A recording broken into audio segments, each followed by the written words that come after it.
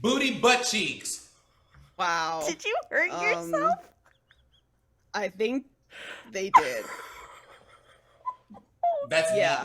that's ankle to knee pain right there. Oh no, Robo, no. Yeah. It's all fine. I got this. Oh, no. Well, hello everyone. Welcome on into Ampistrano. It's been a while since we've been here, but clearly the shenanigans are fully ensue. I am D&D Jordan Lee, she, her, they pronouns, and joined by this phenomenal cast. Before we get started, we do have a couple quick announcements to get through.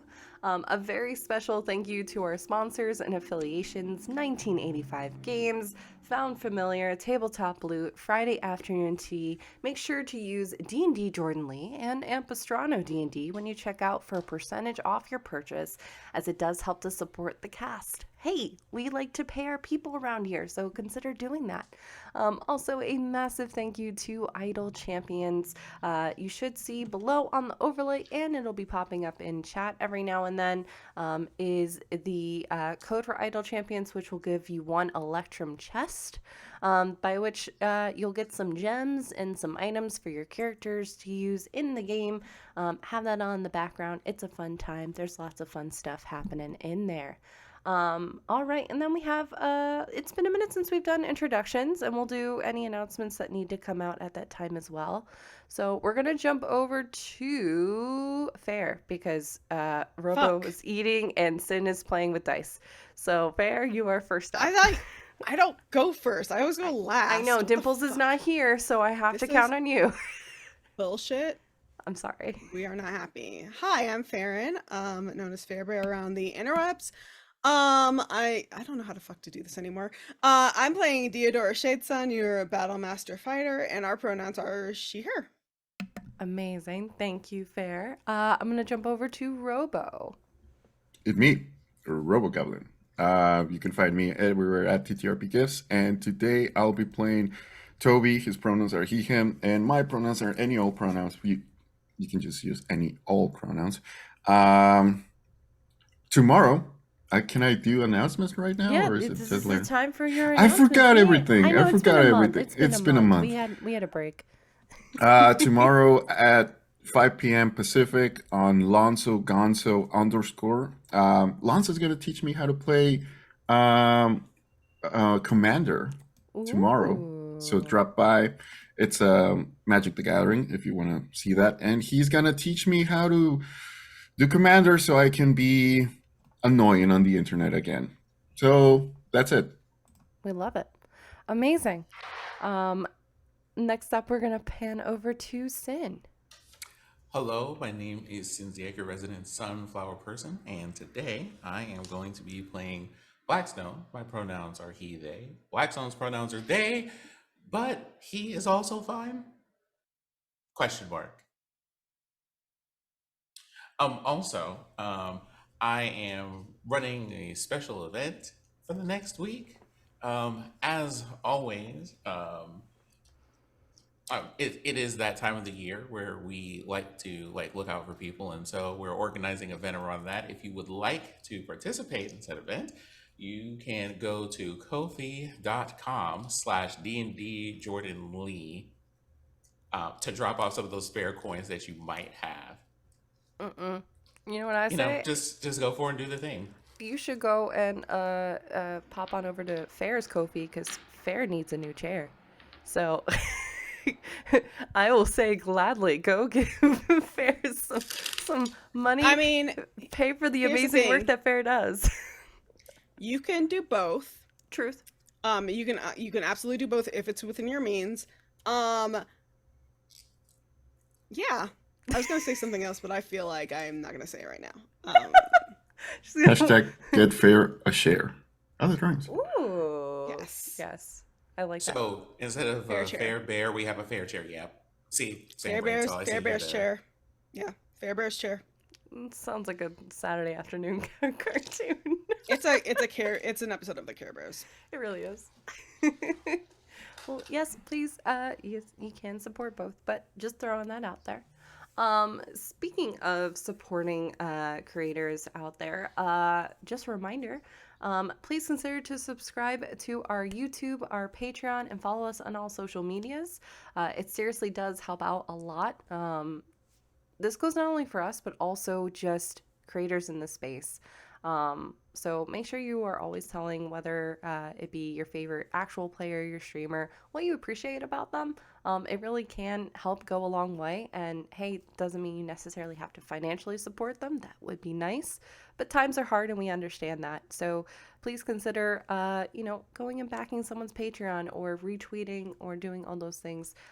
It really does help out a lot. But speaking about our Patreon, we do have some exciting things that are going to be coming to the Patreon over the next couple of weeks, as Sade and I have been plotting during our mid-season break that we have had about some merch that's going to be coming to the shop, which the cast will be seeing some drafts of next week, and some other fun things as well. We also, Robo and I will be sitting down for an interview in the next few weeks as well for talking about Toby and just the different thought processes that have gone into his growth and the changes that have been happening, as well as we'll have Dimple's playlist and then eventually his interview as well. So we have some awesome things happening over on our Patreon, so go give that a look. Special thank you to Sphinx7, Mama Strange, Fluffy Snowfall, Chris Gideon, Buzz Lightyear, Lily42, and Goblin Katie. Thank you so much for your support. Also, make sure to check out our TikToks. Perpetual Noob has been doing an incredible job with our TikToks. We have an owlbear one that's going to be coming out on Monday, so you won't want to miss that.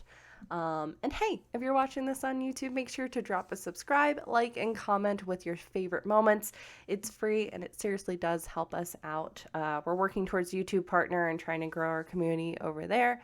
And we're working to try to upload 2 to 4 videos each week now that I'm not moving across the country.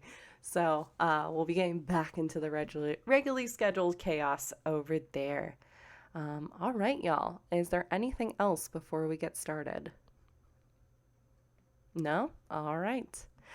Without further ado, let us go beyond the veil of Ampistrano.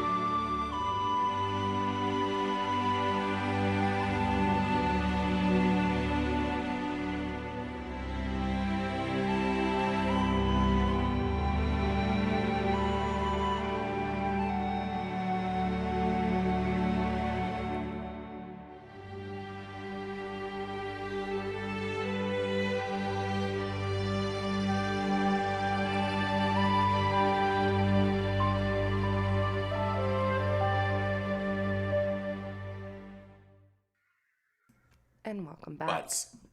Oh, Butts. great. So, when last we left our adventurers, the group decided to divide and conquer as their explorations of Felt continued. Toby, Cribble, and Captain Tyborn headed back towards the Druid training grounds and spoke with several trees before finally meeting with Liara for tea. Liara showed the trio some magic and warned of the dangerous passage to Jorix and the Zoranian mountains. The group went shopping and even performed in town to get a little money. Meanwhile, Deodora and Blackstone headed towards the archives to do research about the promised blade and armor.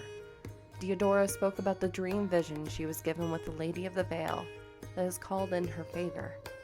Blackstone, wanting to get more attuned with themselves, as well as reaching out to perhaps the golden woman that had been haunting their dreams, as well as now being plastered on the facade of the archives, took a soul journey, bringing Deodora along for the ride. The two found themselves within a dangerous labyrinth within Blackstone's mind. Or soul, rather. After triggering a trap and feeling a bit lost, they finally met up with the spirit, Carmen, one of the nymphs of Felk from long ago, and asked about her unfinished business. The spirit advised that what the group is currently doing is helping to rectify that. Thank you, Robo. You are the DM now. There we go. Fix. We love a tech thing.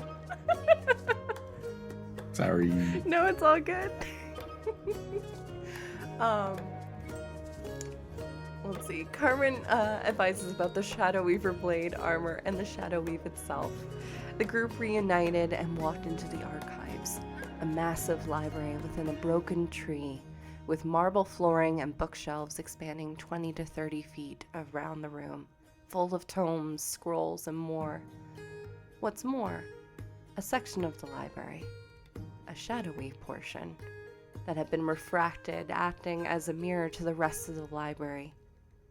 Deodora steps downwards into the shadowed portion when a voice greets her, asking, "Is someone not helping you?" And that is where we pick up. I don't remember none of that. The candles flicker as a breeze moves through the chamber you are in, Deodora. Cold, warm. The scent of cedarwood, wheat, and cypress, with hints of lavender, seem to surround you for a moment as your eyes fully take in the chamber.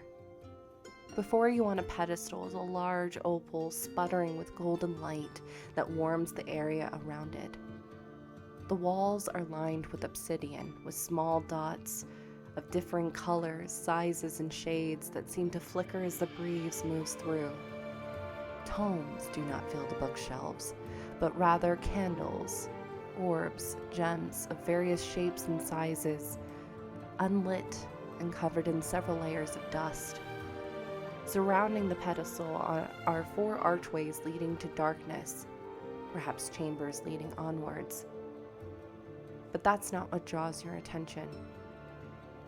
The source of the voice slowly glides forward, staying at the very edge of your vision.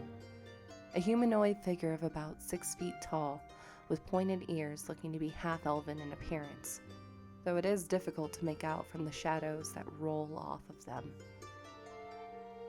You can make out the whispers of a man appearing to be in his mid-30s, wearing glasses around gold eyes that encircle red irises.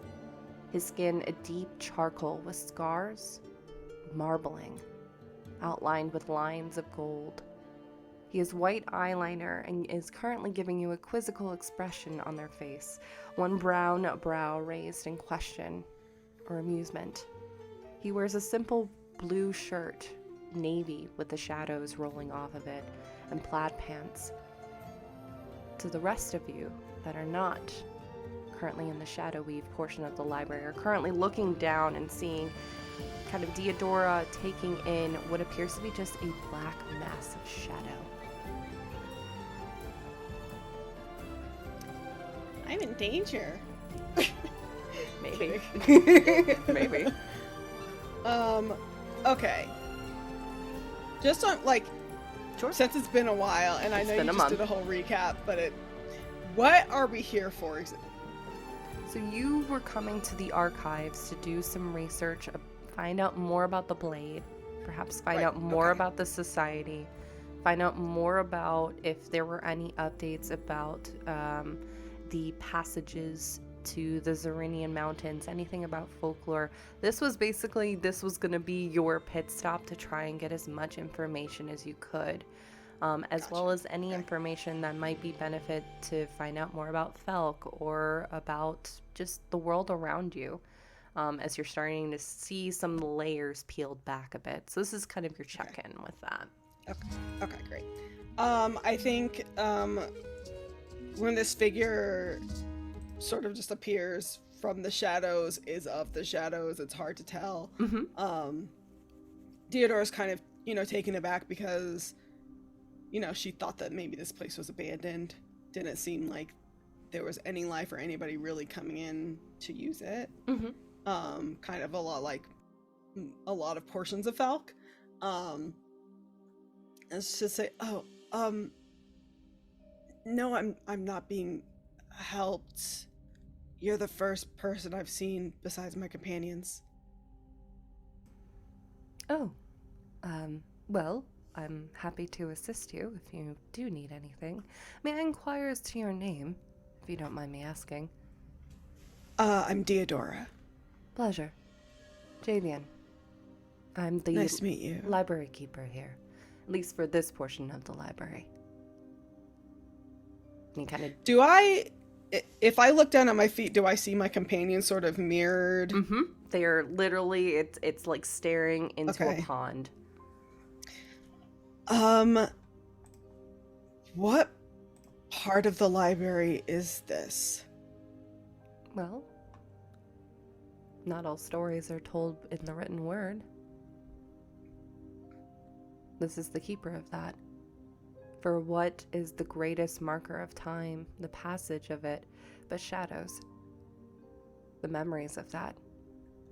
So, that's what this portion is. I've never been in a library, but I've been in a library once and it didn't really go well. So I wasn't aware that this is how they functioned. Well, libraries of the shadow weave, yes. Maybe I'll get into reading. Finally. My companions and I were, are they, and then I think she'll look, she'll notice them. Are they allowed in here or? Yeah. As long as they're respectful, of course.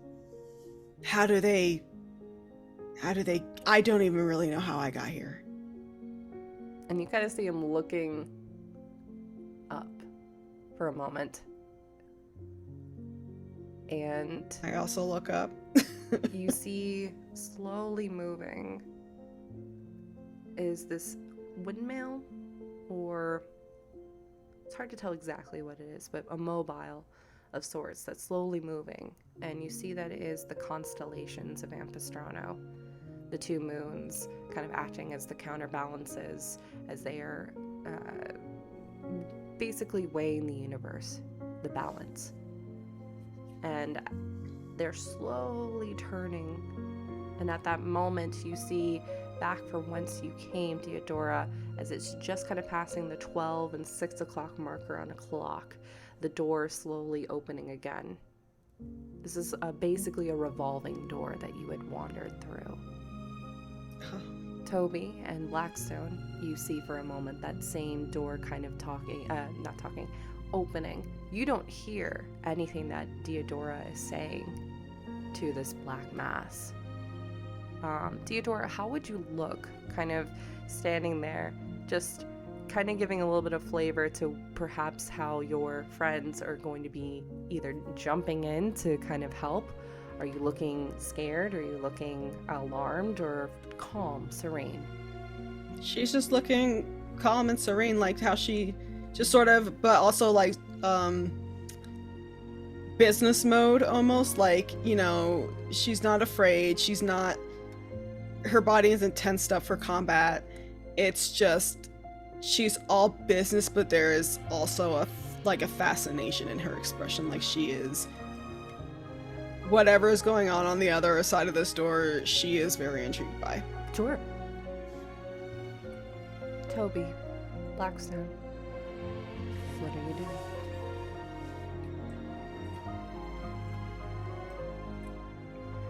Can we can see the we cannot see the person, right? No, it is literally.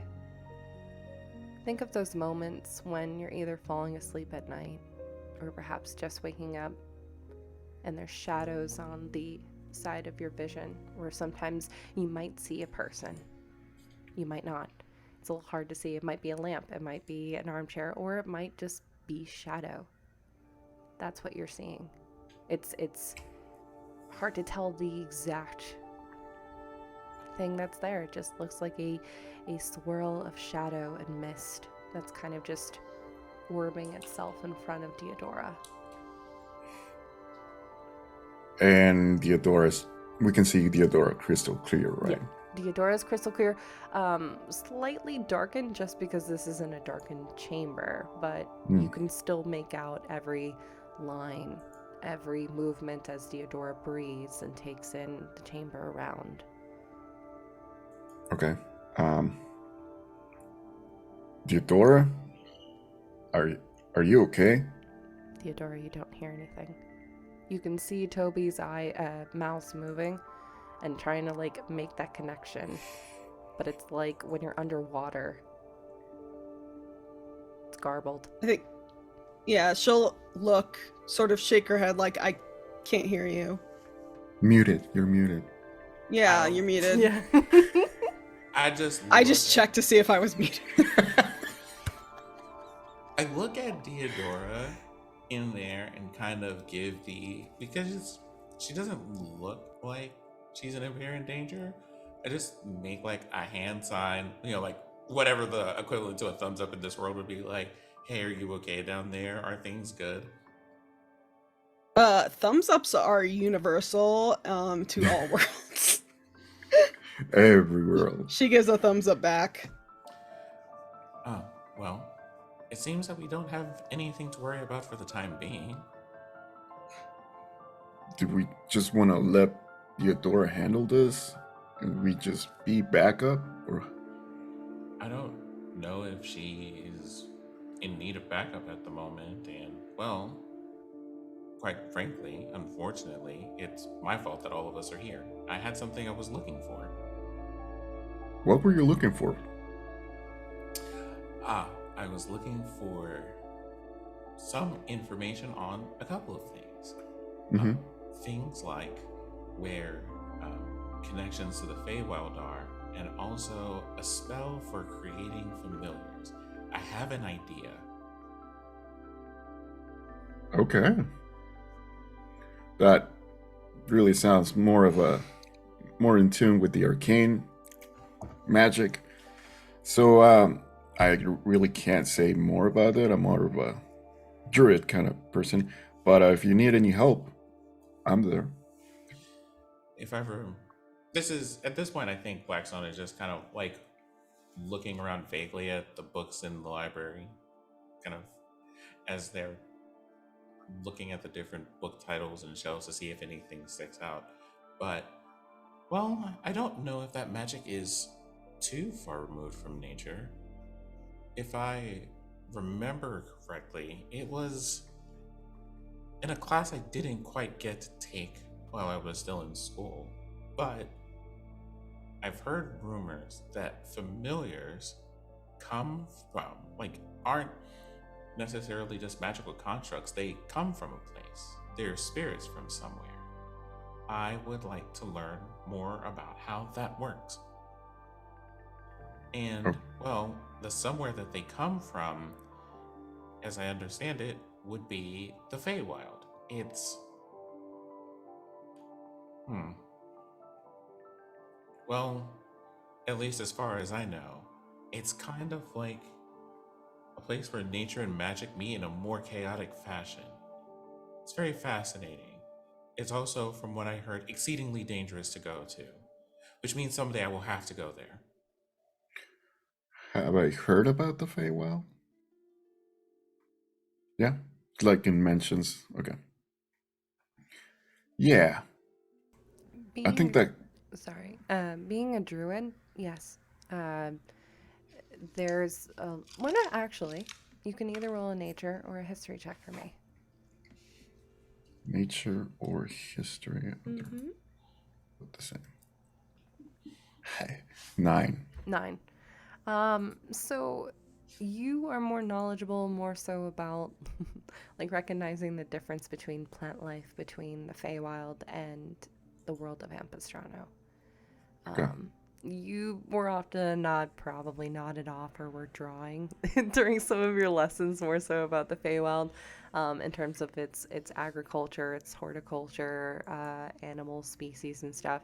But I mean, you're familiar with fairy tales and probably have picked up a couple of things from Aurea in discussions. So, yes, you would have a pretty baseline knowledge of the Feywild. That would make sense.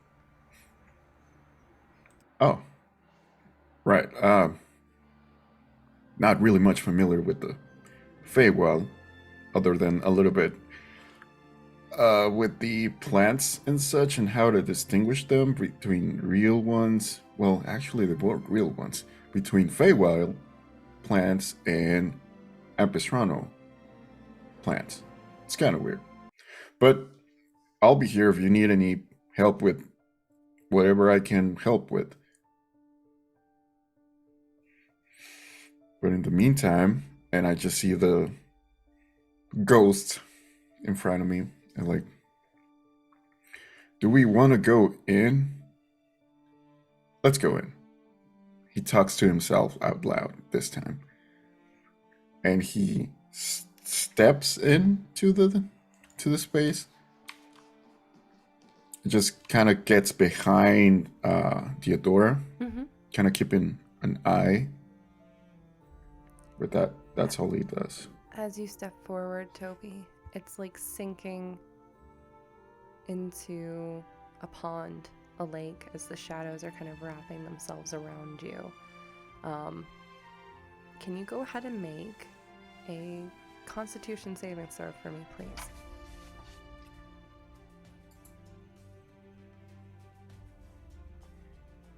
5. 5. Karmic dice on, I guess. Remember, you have inspiration.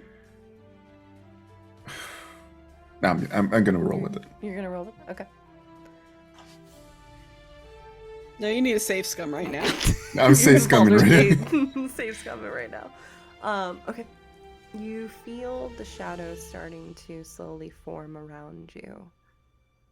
Not an embrace, but it's almost like it's the absence. It's a void. It's not welcoming to you. It's something about it is different. And as it goes past your neck, your cheeks, it's hard to breathe. It literally is like you're in the water. And for a moment, you're drowning in that darkness. But only for a moment. For there is a light at the end of that darkness. And you find yourself, after a moment, staring at the back of Theodora. You will take 2 points of necrotic damage. Ah, shit. But otherwise, you're unharmed. You take as breath fills you. And with that, you also see still a large portion of that shadow, but you're unable to make specific features out, instead only making out gold and red eyes.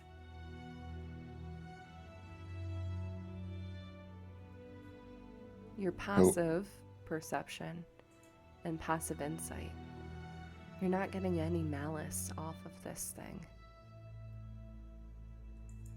Seems to be just kind of standing there waiting to see what happens with the rest of you. But there's no ill content, there's no evil. Just watching.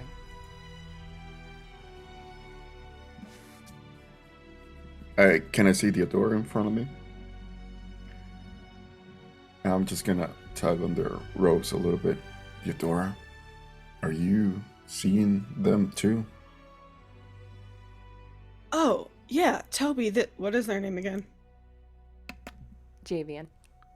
Javian. Oh, yeah, Toby, this is Javian. They are the keeper of the library. And I can just see the red eyes, right? And I just stare at it like a little bit into the red eyes and just, hello, Javian. My name is Toby. Nice to meet you. Just looking for any traces of mouth or whatever I can see. No mouth, but an image does cross your mind of like a kind of lopsided smile.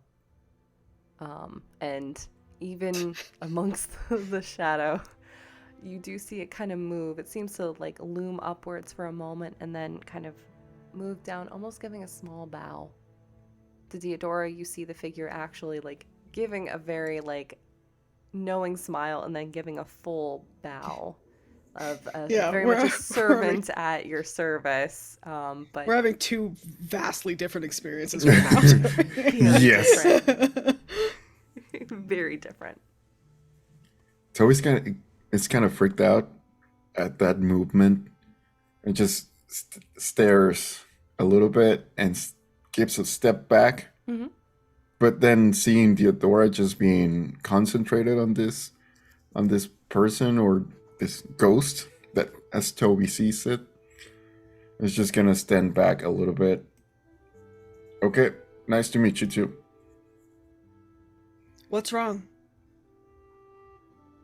I just a little bit unnerved by the red eyes and no mouth. What do you mean they have a mouth? They're They a half do? elf. What? What? Are you feeling okay? Are you feeling okay? I feel great. All things considered. Okay. I don't see a person, a half elf. I just see red eyes.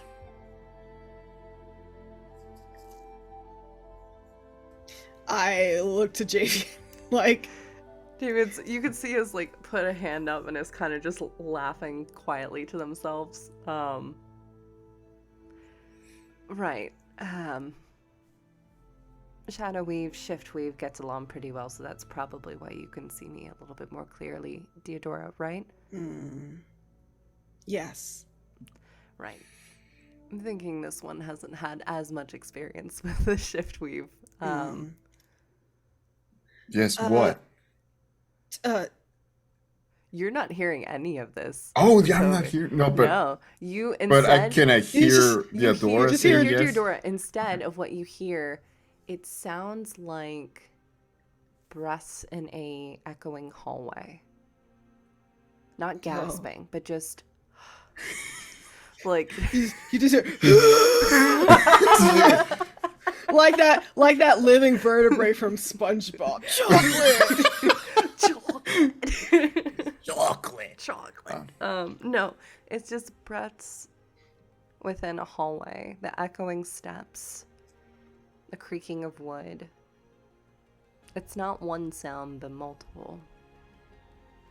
And they're kind of woven into this kind of minor chord of melody that's been responding to Deodora. And go ahead. No, I was just gonna say Toby just hears Deodora nodding, like sees Deodora nodding her head in agreement and like saying, "Oh, okay, yeah, that makes a lot of sense." Yeah. What makes a lot of sense? Oh, Sorry, I'm having... you know how certain creatures only see in specific colors? Yeah. It's like that. So you just can't see in this specific spectrum. Okay. I'll trust you and I'll stand back. And unknowingly just snap his fingers and produces flame. And just puts it in. And you see the I don't specter know kind if of you should have- recoils backwards slightly. I don't think you should have fire around books. there are no books in this area. Theodore doesn't know that yet. Okay. Snaps back and Look. goes away. I think sensing Toby's discomfort, Theodora will sort of move to stand in front of him so that he is... She's basically being a human shield.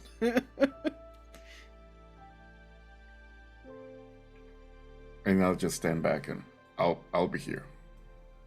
Okay. Does your friend want to see what's going on? I'm not scaring them, are I? I think So they he's like- are... I think they are a little unnerved. Toby, do you want to be able to see what I see? Yes. Javion can hear Toby, Yes. right? Oh, yeah. You see him Okay. kind of just looking, realizing the joke is done and that someone is uncomfortable, kind of is very much dropping the facade of like, oh, okay.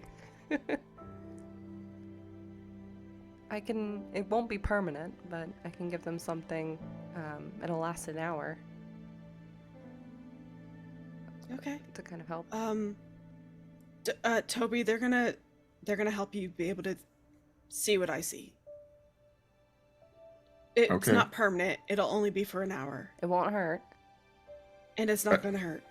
I just need to know. And I'll hold your hand. Okay. And you see Javian kind of slowly walks forward, kind of like a person approaching a very scared animal. Stops within a couple feet and then kind of looks at you and can you just let him know I'm coming over into his direction, but I will not touch him unless he gives me consent, so then I can do... All I need to do is touch my finger to his forehead, and that will basically help him to see and hear and understand me. Toby, he's gonna boop you on the head, and then you'll be able to see. All right. He's good. Okay.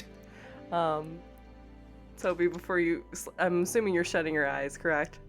I'm just like trying to see, like, yeah, half closed. Yep, you see, as you're like quickly shutting your eyes, you just see this like very skeletal like finger starting to reach out through the shadows, just wrapped in, and touches your forehead.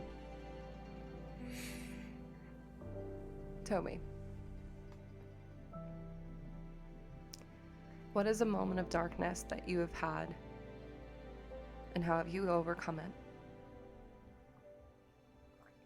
Losing Bolita, the first time ever. He overcame that by just asking for help. Asking his dad, his mom, his brother for help. Eventually they found Bolita in one of the chicken coops. Doing nothing, just playing with the chickens. Loss. Something that can pin even the most strongest of warriors. That fear. What you're fighting for. It can envelop you, or it can motivate and push you forward.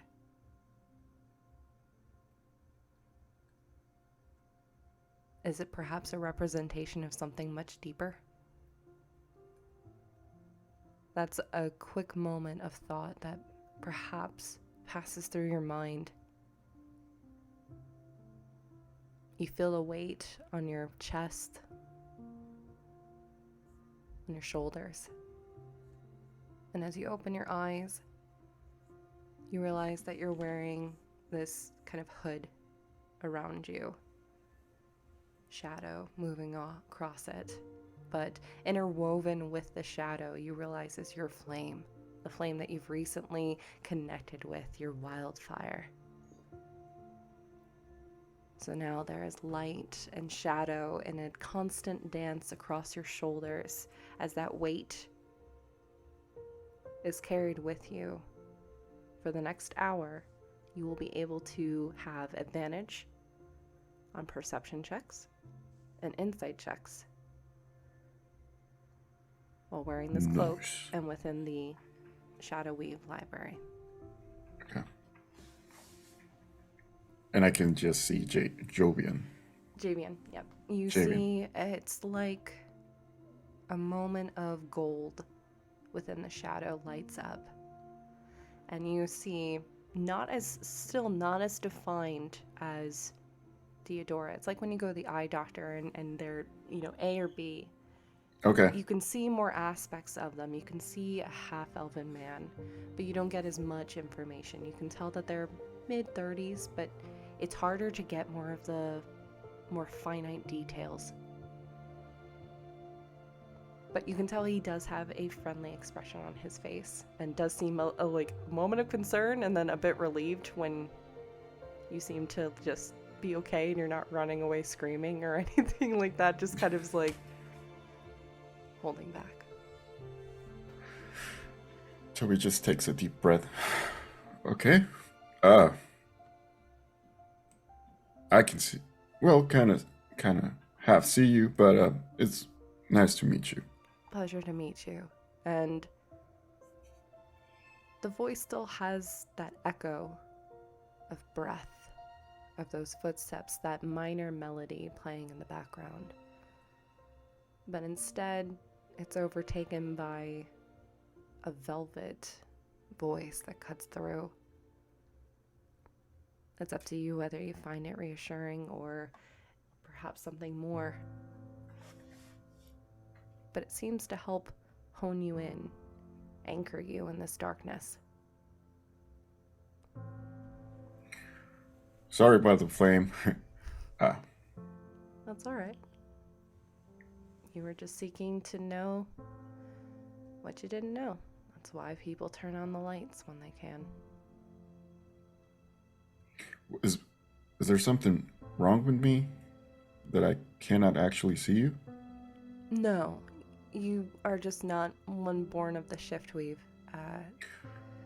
Oh, this is why Theodora can. Oh, Correct. wait, did I know that Theodora has something to do with it? Okay. Theodora's brought it up. Y'all have talked about it a little bit. Okay. So this is why Theodora can actually see you. Mm-hmm. Okay. Thank you for letting me see you. No problem. Figured that would make this whole thing a little bit easier, less scary. It's often the unknown that scares people the most, so... It's more of the shadow and the red eyes. Uh-huh. Red eyes just... And he just steps beside Theodora. I'm like, thank you for seeing... thank you for letting me see you. And he closes his eyes for a moment when you say that, and you see when he opens them again, they change to gold. He blinks again to teal. Oh no, you don't have to change your eyes. I just, at first, however you are, I'll accept. I appreciate that. But to go forward, you'll need to respect this place. And one Will thing do. that is kind of deeply interwoven is the idea that shadow is not inherently evil. Red eyes are not inherently evil. And understanding that.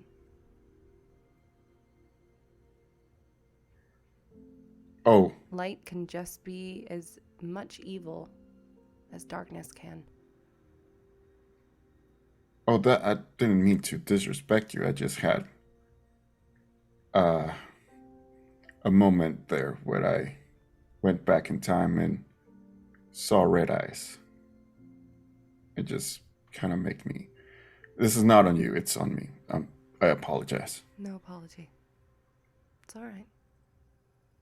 But if I can illuminate the situation, I will try to. Because Thank you.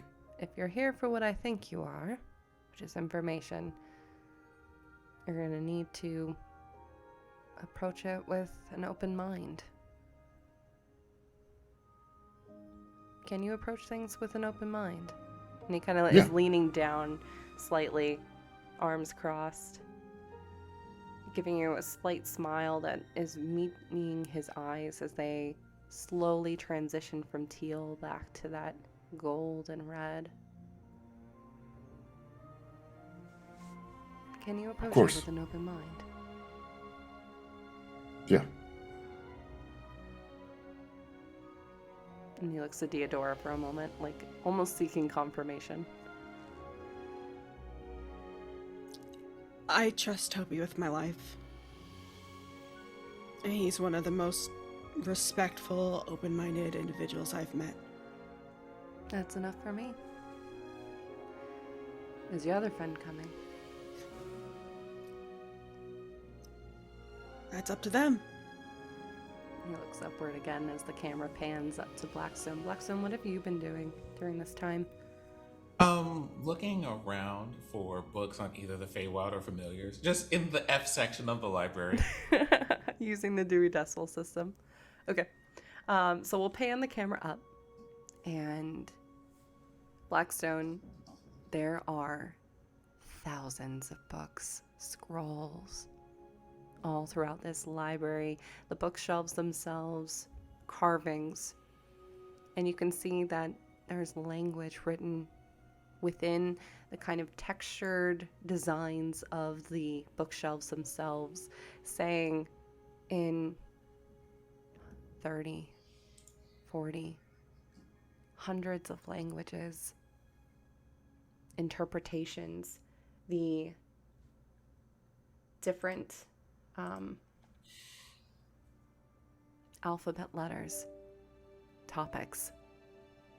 Everything from celestial to infernal, primordial. You even see some Felkian in here. Some are contained in massive volumes and tomes. Others are pencil thin, almost looking like a quill that's been placed onto the bookshelf itself.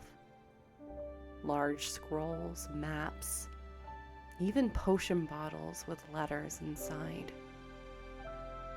On one section, as you're kind of moving through, realizing that you're crossing a section that's talking about fishing and fishermen, you realize that there are a number of seashells that are lining the shelves and seem to have been placed within it. You look and you see one that you're pretty sure you might have at one point picked up at Jorik's. To another, much more ancient, almost a fossilized version of a seashell that's been ingratiated into the wood. Interestingly enough, though, as you're wandering, if any books caught your eye, you're unable to grab them. As soon as your hand lifts to maybe touch one, to peruse its pages and see through the parchment to get a better idea of what might be there, the sound of wings, and the book takes off flying, heading back towards the main area of the library, back to the archway. And you see that on there is a pedestal with butterfly wings acting as like a book holder. What do? I'm amused for a moment, trying to catch the books, but probably missing them by like a handful of, like just by like a second, like a hair's breadth away from grabbing the book. But if they're all going in one direction, I head back to the archway where the books are flying.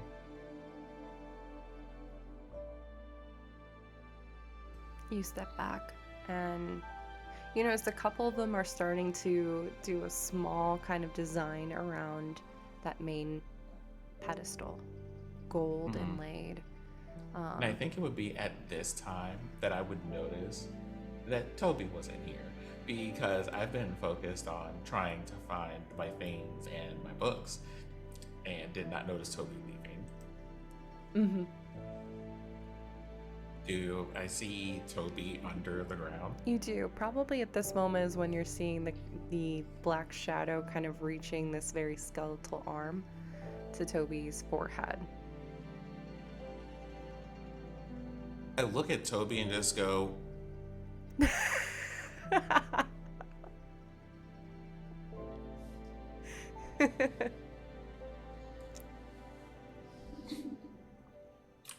The books hover. Do you approach Um, the pedestal? I do approach the pedestal. Okay. It looks like that's where they're going to land. So, Right now they're floating around. And as you step up, a spectral kind of scroll of parchment appears before you. This is the Dewey Decimal for the library. Please, input keyword.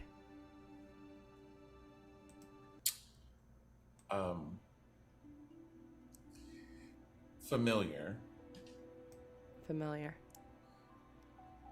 Do you wish to be more specific, as there are approximately 10,000 different books that regard familiar? How to create a familiar. And you see at that moment then a bunch of books start sailing off of the shelves, floating around,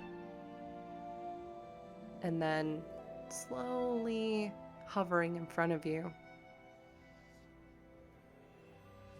unopened. And you can see that these are various sizes, shapes, colors of tomes.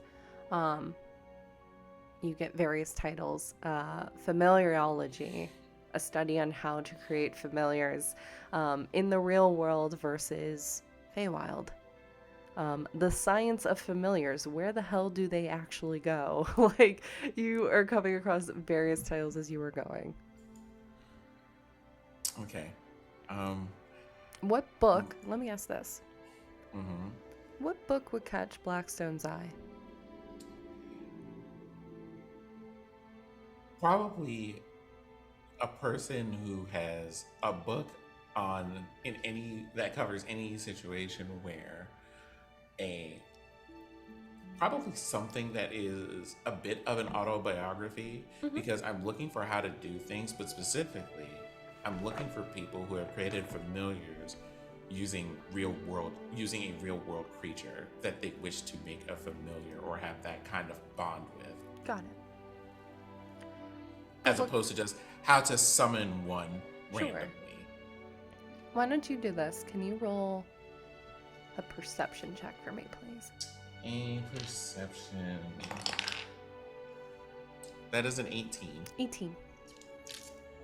So you see a number of different tomes that would work with that. Is there a specific style of tome? Like maybe it's the cover of a novel that grabs your attention. It looks like with your keyword specification that they've narrowed it down, but a lot of these books have very similar information. So is there a specific tome that maybe Blackstone would gravitate towards? The color, the look, the texture? Texture. If the book has like nature themes, like if the cover is made out of leather, if it has like leaves or flowers pressed into it, if it's written in Felkian or Primordial, Sure. it would be one of those. Okay. You see kind of floating towards the back, it's very small. In fact, it's not even really a tome.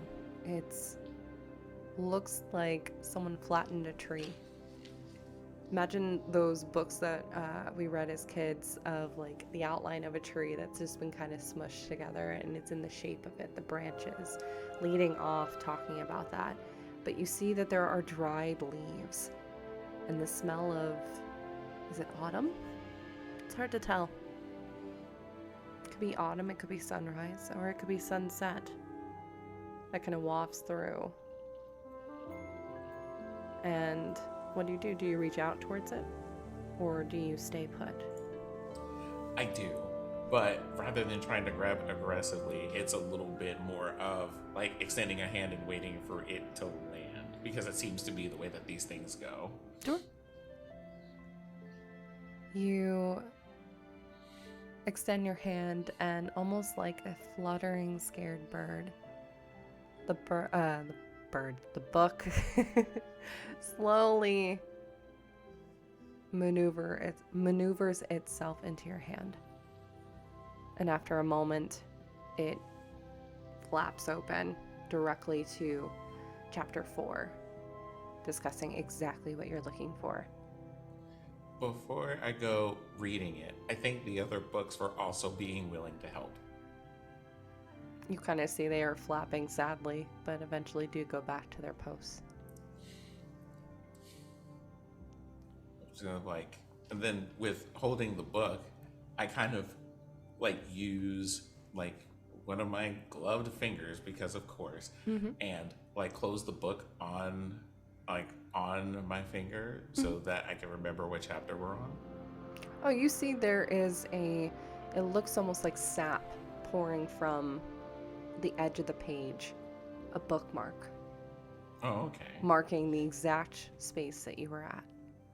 Okay, if this has a bookmark feature, then I would just let the bookmark do its thing and see about wandering downstairs to where my friends are, because I would like to let them know I have found the thing I was looking for. You find the door shut, but after a moment it does open. Can you please make a Constitution saving throw as you move through? Constitution saving throw. Why would you need me to do such a thing? Because science. That is a 14 on that con save. 14. Blackstone, what was a moment similar to what I asked of Robo that you felt lost or a low point, and how did you overcome it? Loss or a low point, that's really not hard at all. I almost lost Deodora in the halls of my own soul, so I go right there immediately. And how did you overcome it?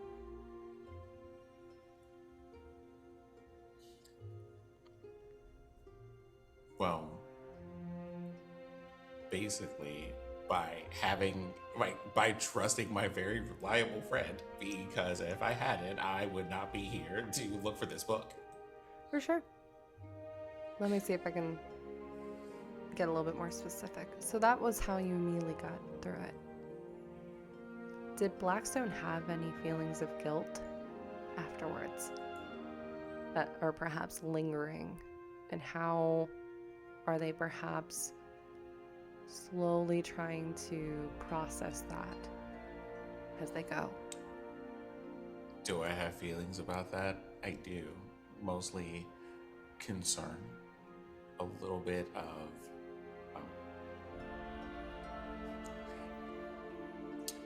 guilt doesn't feel like the right word for it. Sure. It's the combination of what is happening here, what do I do in the meantime while trying to figure things out? Am I ever going to understand this? Am I actually a danger to myself and to my friends?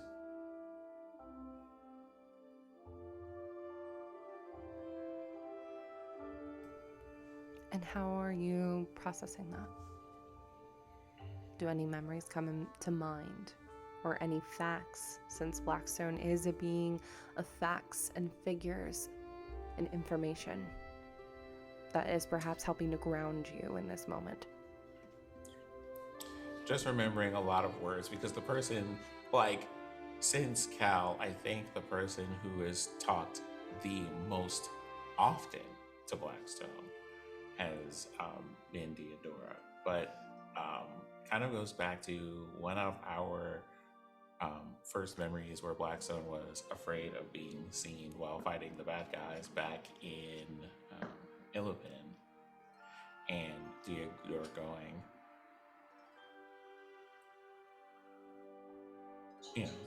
in the face of being uncertain about a lot of things, it's one of those, you are not prey, remember that part.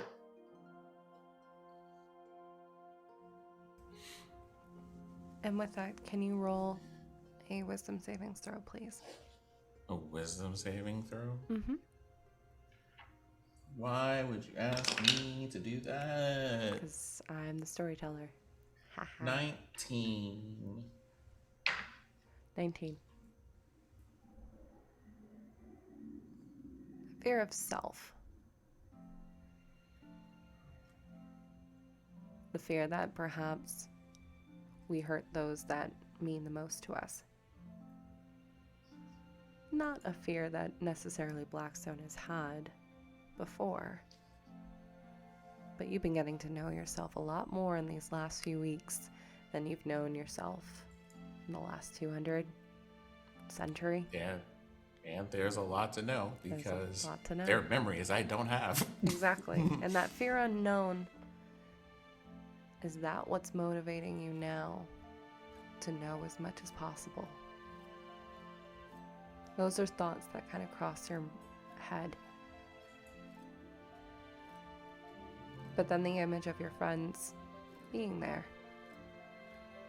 Even Carmen, her words from before, to your question of, is there an easier way to get in contact? And her response, if you need only ask. We are often that which makes us more complicated when it comes to things. But simple communication with your friends can sometimes be that anchor that you need. You will suffer 2 points of necrotic damage, but you also find yourself now sinking into that void, not robbing you of air, not that you need it, but for a moment locking everything in place, bringing you back to that time when you couldn't move and time was passing around you and all you could do was feel it. That feeling slowly dissipates as you find yourself on the other side, staring at the back of Toby and Deodora. Well, that was... I feel like the descriptor is somewhat unpleasant. Probably a decent pause for reflection, I suppose. But not to be entered into lightly, that is for certain.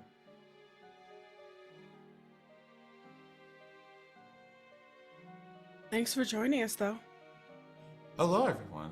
I found the book I was looking for. Fantastic. That's- Go ahead. Oh, that's good to know.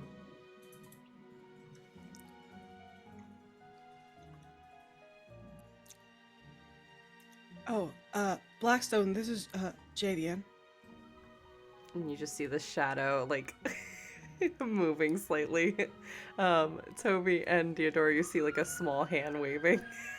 Just very, like, just standing, just being quiet, just kind of, hello, hi, hi. Are you talking about, I saw something move here in the shadows. Are you talking about that? Oh, yes. You probably... I explained it like this to Toby. You know how certain creatures see, in different, like, color spectrums and the like? Isn't this the shiftweave section of the library? Yes, it is. Oh, okay. And so I think if you don't see the shift weave, you can't see Javian. Oh, well, I suppose well, this is going to sound like a very strange thing, but is Javian a person? Yes, I'm a person. Yes. You just They hear say yes, they're a person. noise in the background, Blackstone, just, like... Oh. The reason why I asked that is because, as far as I understand it right, I cannot see Javian properly. No, it's just a form of mass of shadow and red and gold eyes. And Okay. when Javian was responding, it literally, to you, it sounded like the grating of metal. Okay. Well, if Javian is a person, then people can be understood. And I think I have just the thing to help with that. And an indigo halo appears over my head, and I use detect thoughts on Javian. Interesting. Okay. Remind me, because it's been a minute. I know detect thoughts you can reuse. Is it surface level or is it more? It's both. Both. It is both of You those get things. surface level initially, but if you wanted to go deeper, there's like a wisdom save that the person has to do. Okay. All right. Black, So with your intent, are you just trying to get surface level or are you trying to get something more? so at this moment, like, it's a surface level thing. Okay. But hold on for a second. Let me make sure I have. I knew I had to ask with this group especially. You never know. So I was like, let me It's just like- check. So, I detect, like, I have detect thoughts. I'm not trying to be stealthy with it. So I'm pretty, like, so Javian would be immediately aware, like, of the presence of my mind coming in contact with theirs. And when I kind of Blackstone's loudly reciting the spell. like, right? Doing When the all this Macarena to happens, make it happen. Yeah, keep it shuffle. Yep. then there is a moment of being. I believe they said that your name was Javian. So, hello. Hey, my name is Blackstone. You see in your mind the image of half-elven man, mid-30s, quizzical kind of look on his face, plain shirt. You don't hear a voice, you don't see anything further, just that image kind of in response, and then the figure like slowly waves like hello. I love it. Javian would see, like, Blackstone in a red hood with, like, an extended scarf. The background looks like, just because we can be literally anywhere, the background just looks like you're right at the foothills of a mountain. And there's just me waving back from that place. Blackstone has a dynamic Zoom background. No, I'm not on vacation. I'm here in the office.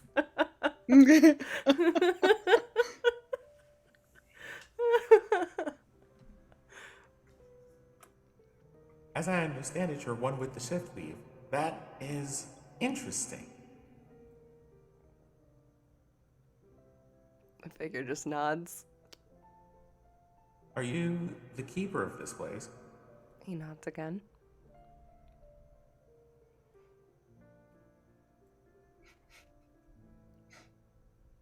The rest of you are just seeing deep staring happening between. We Blackstone know just- something's happening. Yeah. Blackstone's staring into what we know them to see as just a mass of shadows, like a Prolonged kid eye in a contact. like a haunted Victorian child just staring into the fucking darkness. I love that we spent an hour and 20 minutes, almost an hour and 20 Yep. minutes to know this person again. Yep. I love that. D&D. Yeah. D&D. This Play is D&D. D&D. well, it looks like this person is a half elf in plain clothing. Interesting. Yep. They are. I'm sorry. What are your pronouns? And I turn to Jovian. Oh, he, they. He, they. Thank you. It's been a minute since someone's asked me that question. Oh, they. Oh, I have one of those. I guess that's kind of just part of being part of the shiftweave. Maybe.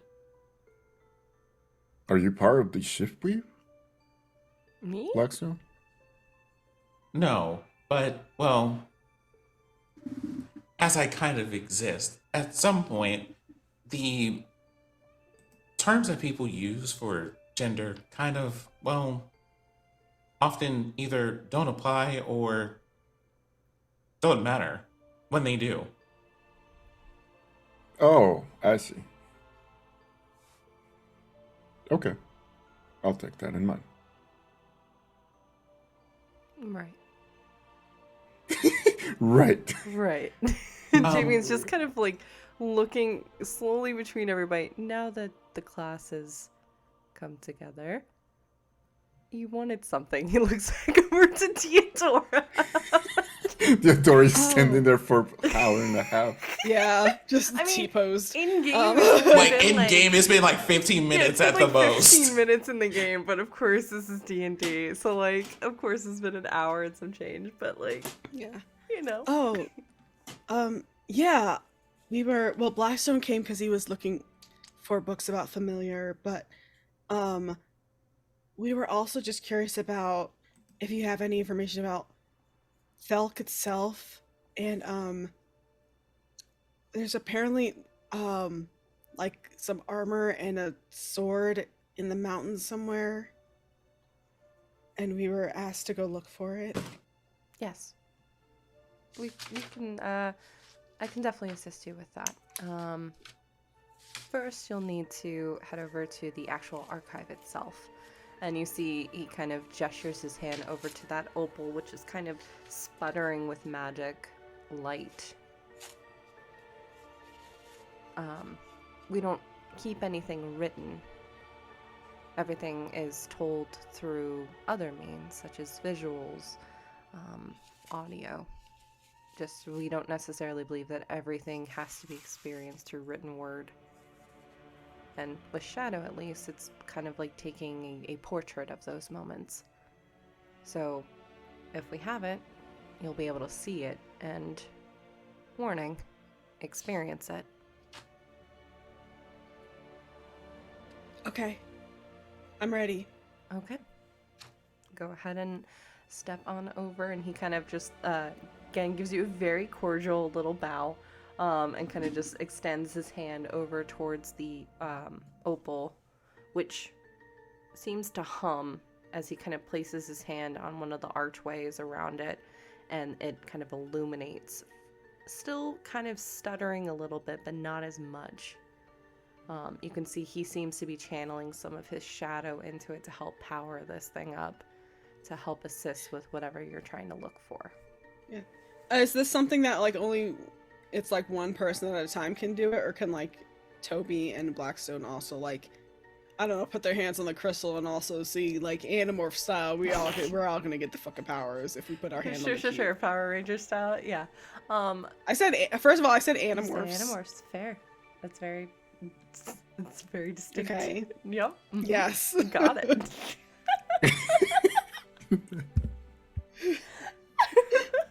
I love you. Yes, you can see that it's up to you in the group.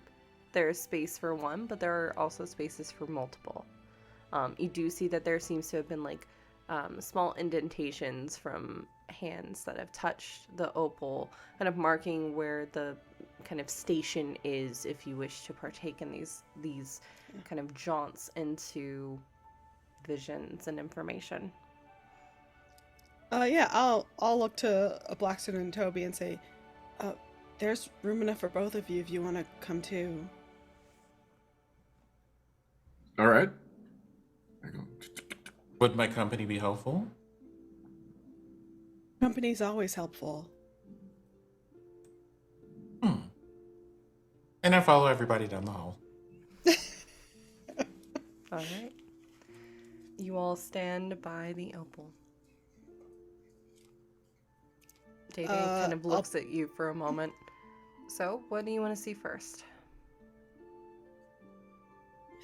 I would like to see the history of this place. Okay. Specifically, anything to do with the rupture.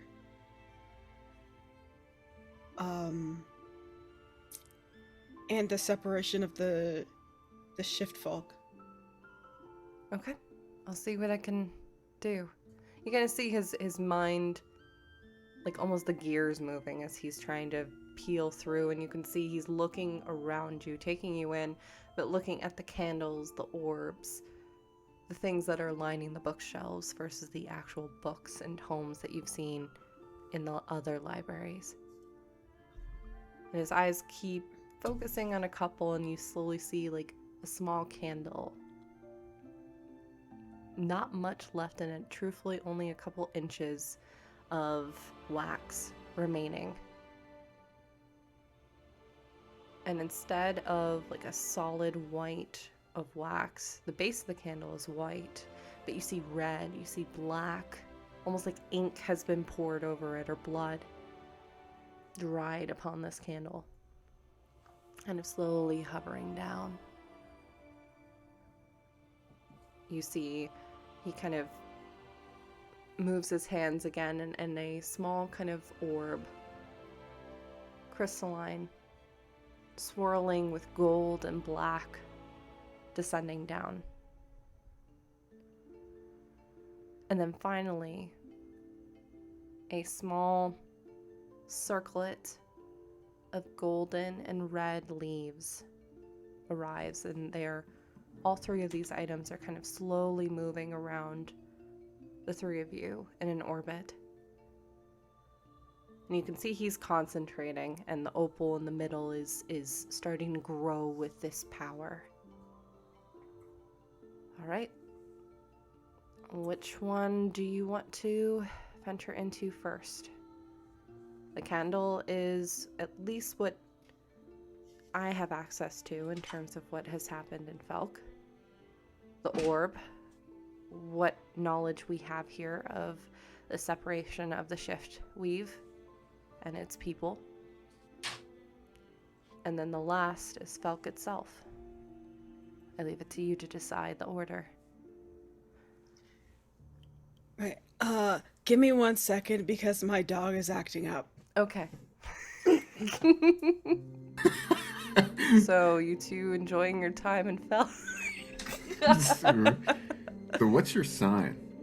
I'm a Well, Pisces. Okay. Hopefully, the information that I just found upstairs will help me with enjoying things both here and beyond. And Theodora comes back after settling Sparky. Above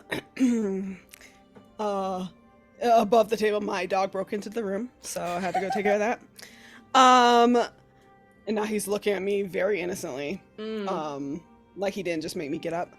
I think Theodora thinks about her options for a moment, and she really wants to know about the separation of the shiftweave and its people first. All right. Like, she's been wanting to know that since she learned that they were here at one point. So Sure. she'll go towards that. The gold and black orb slowly hovers around the opal, doing a rotation as the opal has now become its moon. And you slowly see it's transitioning into the opal itself, becoming like grains of sand filling the opal for a moment. In the chamber, your vision, everything disappears within gold and black. And that is where we're going to take our break. Woo! I know it's a little bit early, but I was like, we're about to get into some stuff, and we're gonna forget to take a break because I'm ADHDing super hard today. So we are gonna take a 10-minute break, y'all, to stretch, get some water, hydrate, all that jazz. Thank you so much, Raiders, for popping in. Really do appreciate it. We're happy to be back. I'm happy to be back. But we're gonna step away real quick, and we'll be back in about 10 minutes. So stay right there for some interesting lore that'll be dropping, and we'll see what the group makes of this new information that will be coming to light. So see you all in just a few minutes. Our handsome smell.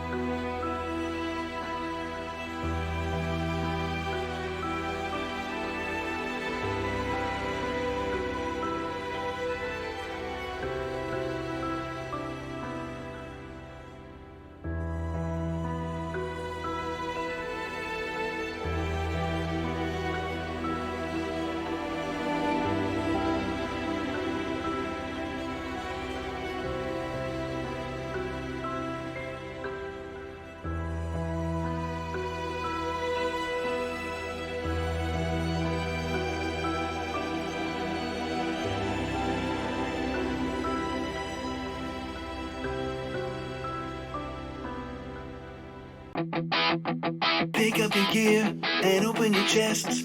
Throw on your armor and head out on a quest. Hey, hey. It's a brand new day. On the Sword Coast, your allies will help with blades and bows and magic as well. Hey, hey. Heroes on their way. Fighting together against overwhelming odds. Fighting together in favor of multiple gods. Idle champions of the forgotten realms. Idle champions, adventure never ends. Idle champions, get your wallet there. Idle champions, you will say it again. Idle champions. Easy to. I'm bored. We can go scream at the cat for another hour. Nah, I'm tired of screaming at the cat.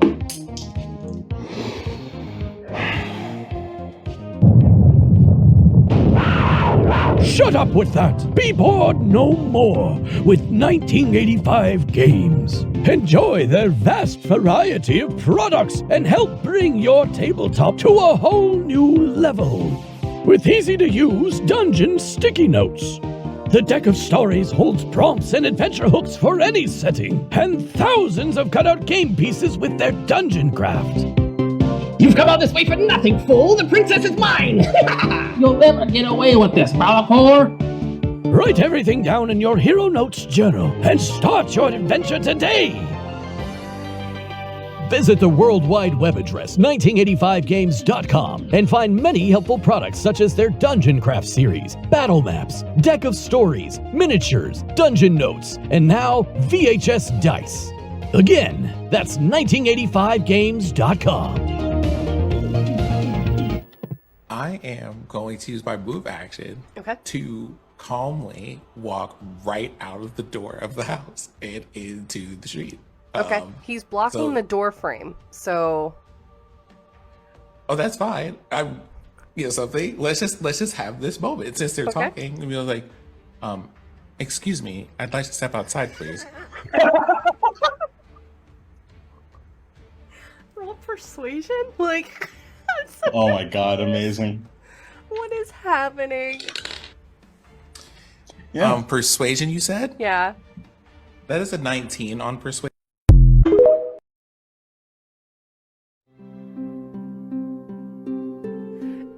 Could you elaborate more with Diodora and Oria's relationship, as the bond they share is definitely a special one? This also actually came in from our Patreon, wanting to know a bit more. And I know we've chatted, there's been some teasing about some things, but spill. I don't know if I can elaborate without April being on the call, because it's very much her character as well as mine. I will say, just out of character, it's mostly because April and I enjoy playing together, and we're like, let's just be friends. Because it's like, let's just not even beat around the bush now. We're not doing no introduction things. We know each other are fucking ready. And it just sort of made sense at the time. I think we thought about doing it because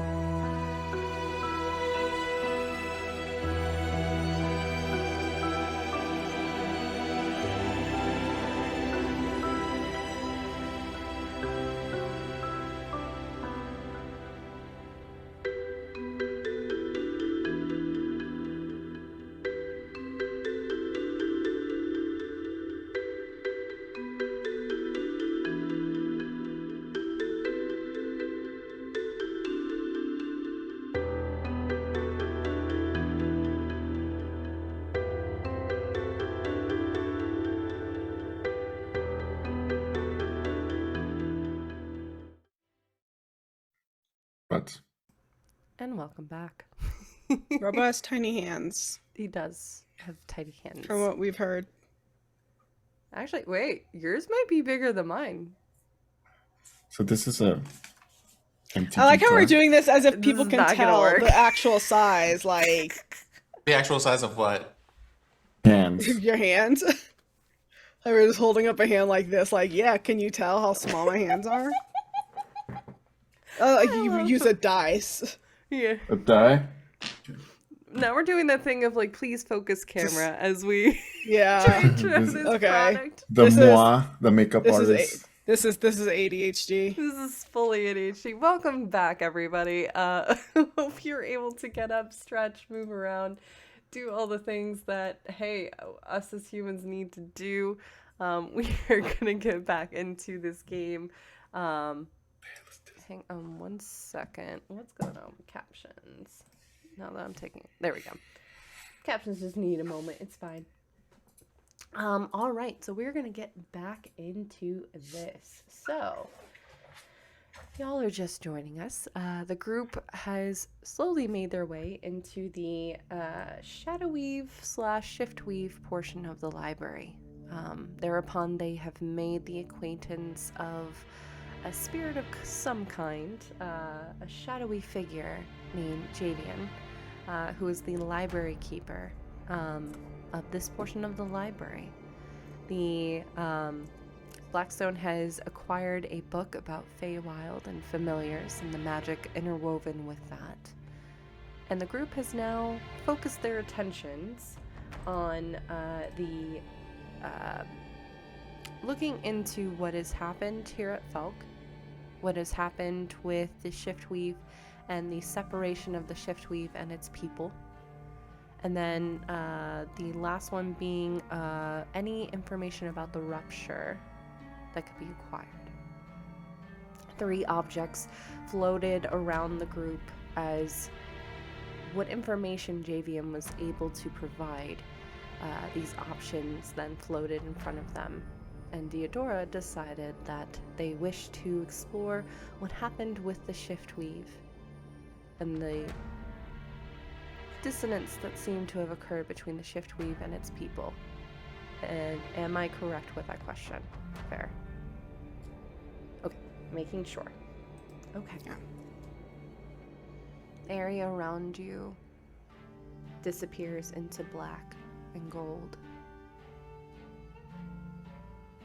You all find yourselves within a cave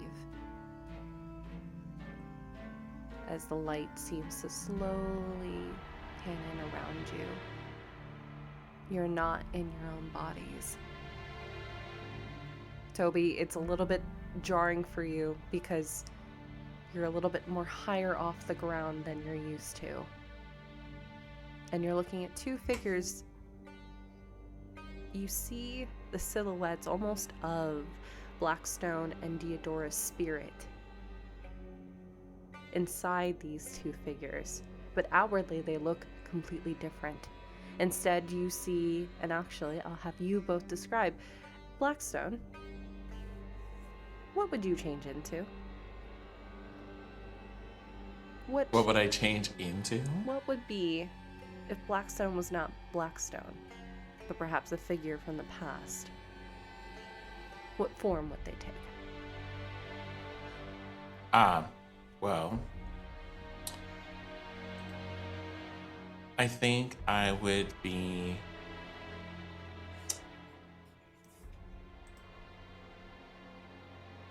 an older half-orc.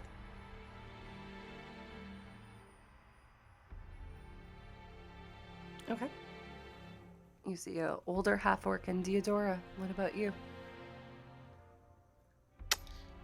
Interesting. Can you tell me, is it just any I could pick from anything? Anything you would like, essentially. I guess maybe a tiefling. Okay. Like a middle-aged a tiefling. Okay. And that's what you see. Toby. And you all are kind of taking this in. You all are not yourselves, but you can recognize each other's spirits having been interwoven before in a ceremony to bring Diodora back from the shiftweave. You all recognize yourselves, your souls. But the bodies that you're in right now, well, these are perhaps images from the past. You can see that there's torchlight illuminating the area around you. Can each of you roll a perception check for me, please?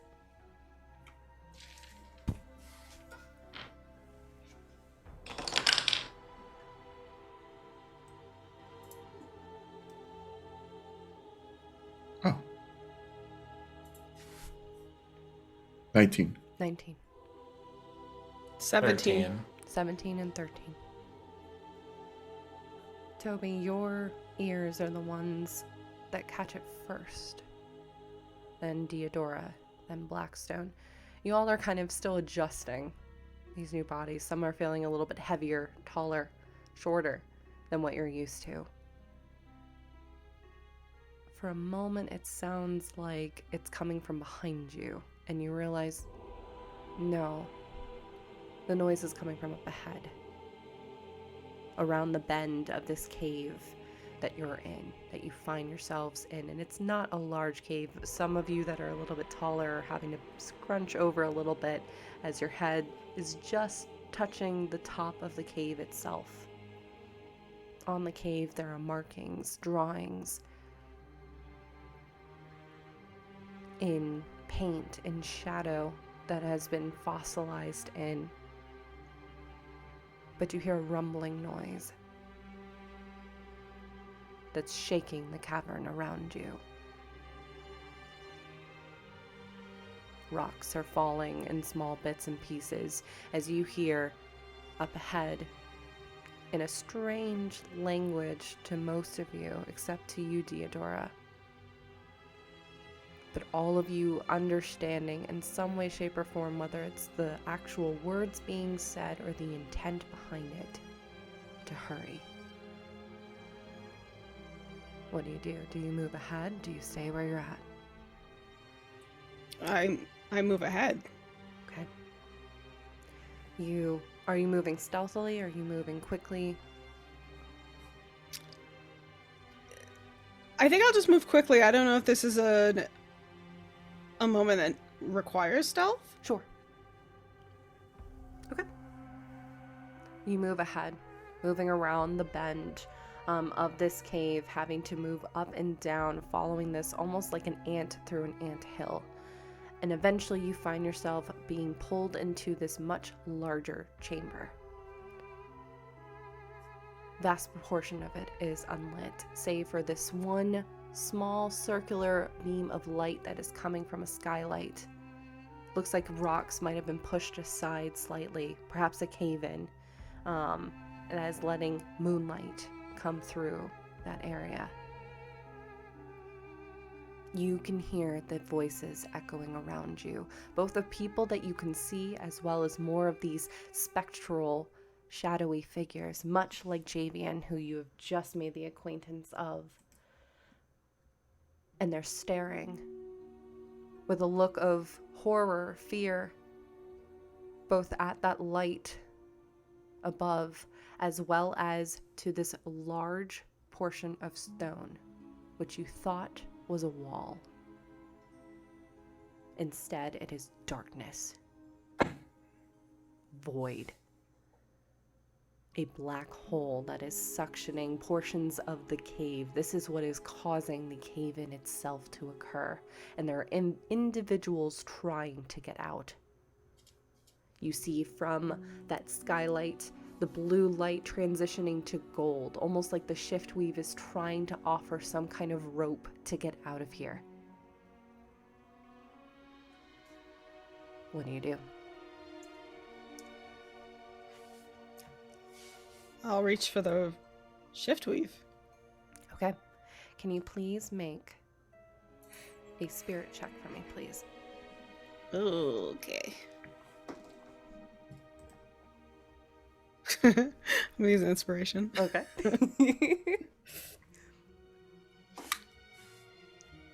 Okay. 15. 15. Tendrils of gold reaching for your hand. And you can feel yourself starting to be pulled up as this void continues, eating away at the cave. And for a moment, it sounds of nothing else but falling rock and screaming as people are fleeing. But then you realize there's a massive roar. And at the very edge, you, Deodora, you're able to see this as the shiftweave is kind of interconnecting with you, allowing itself to illuminate even the most darkest portions of that void. And you see, much further ahead, rows of teeth.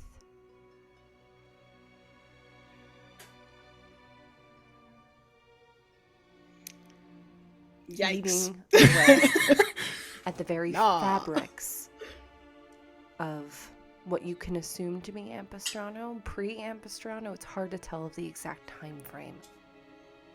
But whatever this is, something has been unleashed. And interestingly enough, you do see amongst this group of individuals, there's about 15, 20. Some that do have shiftweave markings, those that have been born to it, know of its culture, its beliefs, that respect. There are others that are not marked, and it's ignoring those that have not been marked with the shiftweave.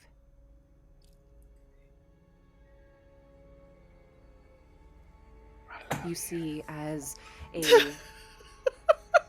bugbear marked with gold, it's almost like they're wearing a gold and black cloak around them, is suddenly sucked and is floating into the void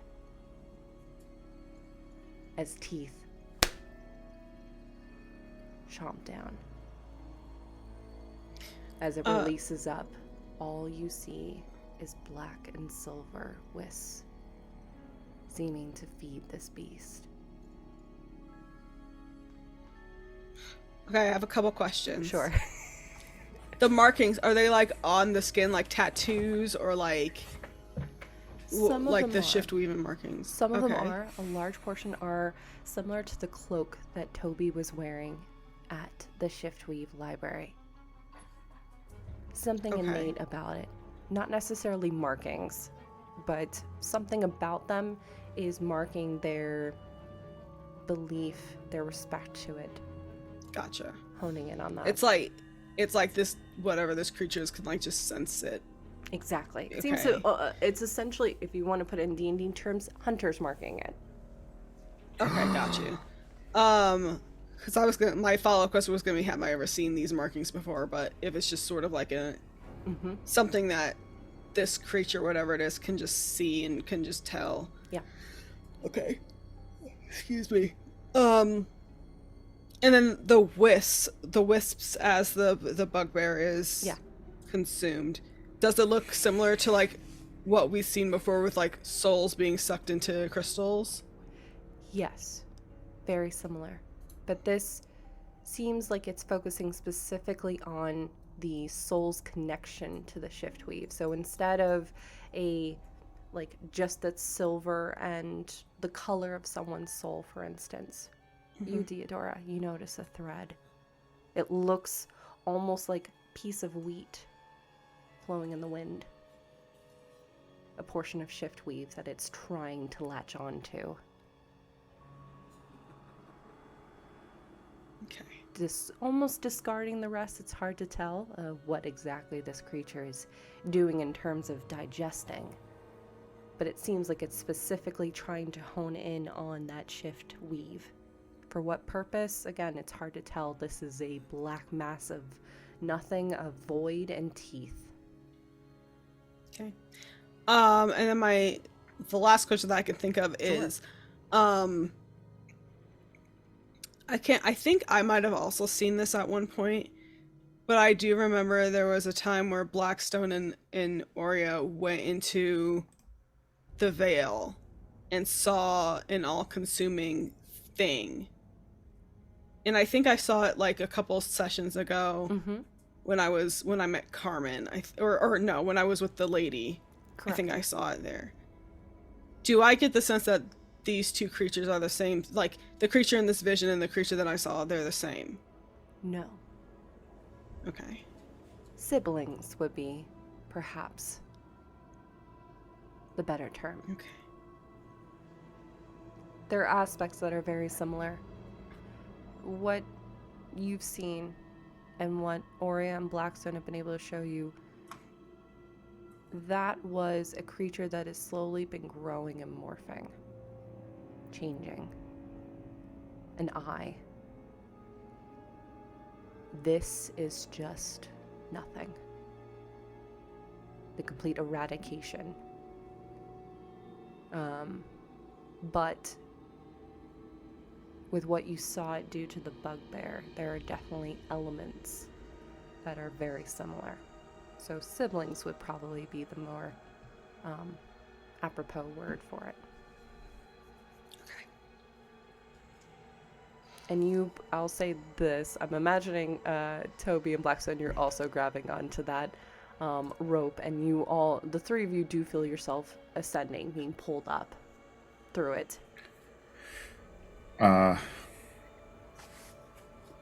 looking. Y'all okay? Basically, at this point, I'm looking. Checking No, in? I'm looking for the Ouroboros symbol. At this point, There is none. And like I'm looking for that or other markings, or as kind of like basically because as player thing. Sure. As I understand it, looking at the shiftweave is like looking through like a living moment of history. Correct. So I'm trying to see if there are similarities between this and things like, hey, in our time, we have a crystal that's eating up a whole bunch of souls and stuff across planes and stuff. Like, are these two things like related or similar, what have you?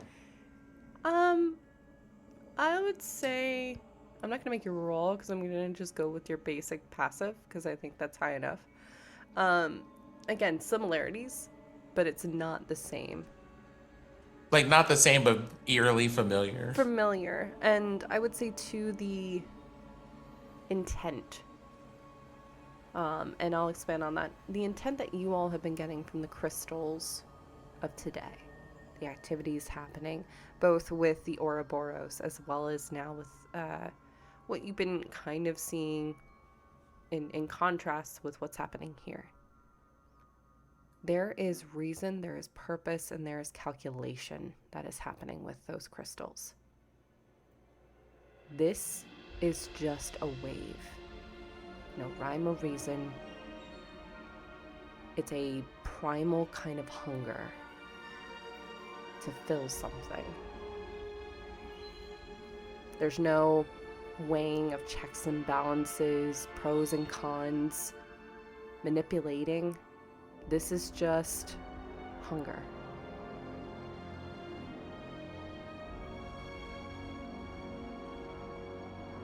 You don't see any Ouroboros symbols. You do see, interestingly enough, similar looking soldiers to the ones that you all fought when you were in the caverns underneath the Unitel. Different kinds of armor, but still grotesque, almost zombie-like individuals that seem to have been fighting with several members of the shiftweave. But different markings. Just teeth. And darkness. You okay, Rob? Robo's going through so many emotions right No, I just can't believe you did this on the last day of Hispanic Heritage Month. But I'm sorry. sure. Wow. I I'm mean, sorry. once again, a white person oppressing people. Just saying, the white person did that. Shocker. Love you. I just turn to Theodora and just say, what do you want to do? Do we want to help them? I mean, I think there's no question in her mind that she has to help. All right. Like, I think even there's part of her that knows this is just like a vision, a glimpse into the past, but like it's not in her nature to just leave people when they're in aid, so she would want to help. Sure. All right. So, Theodora, you're holding the rope that is lifting you out of this chamber. Do you let go? Yes. You let go. You find yourself back on that ground. Toby, Blackstone, are you following? Yes. The last moments of the vision coming in as the three of you run. All preparing in your own way, knowing that perhaps there is no way out. The last memory is floating, and then nothing. The vision fades for a moment, and you find yourself pulled out of that moonlight to the surface above, where you see a number of other shiftweave individuals standing,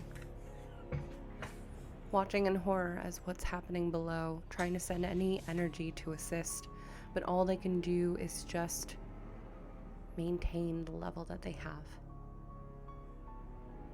You see for a moment, almost stepping through each of you as your spectral figures are kind of watching the scene play out, what appears to be the leader, a fierce, female-presenting woman with fiery red hair curled, braided in portions, ebony skin, wearing a grand cloak of gold, and in her hand holding a blade of shadow. Theodora, you know instantly this is the blade that you are looking for. This is the champion of the weave, the shiftweave itself. And beside her, more so lumbering over her, is a massive displacer beast, her head reaching just the knees of this thing. This thing is ginormous as it kind of lumbers, the armor glinting, almost looking like the shadow itself is just clothing this beast. She has one gold eye, one black, irisless. And you can see her face is scrunching up in horror, in agony, as she not only hears but sees everyone falling. Her voice cuts through as people are crying, wondering what to do. Should we run? Should we stay and fight? We have to separate.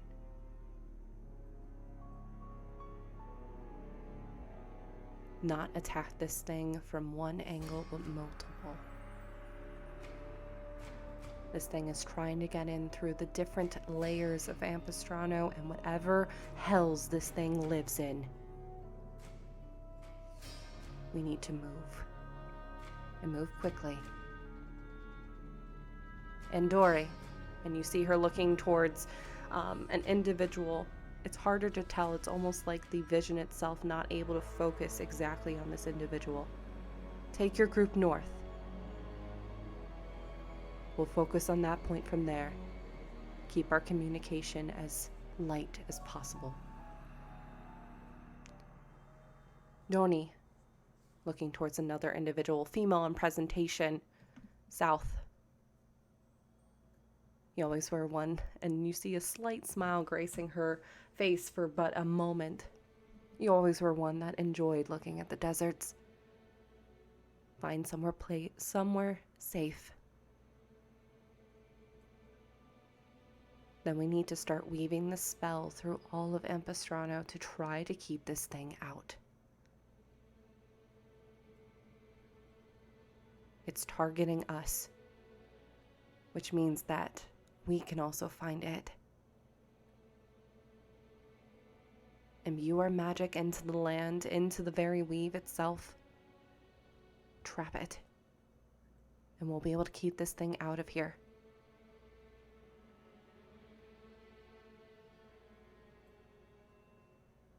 We can't let this knowledge go.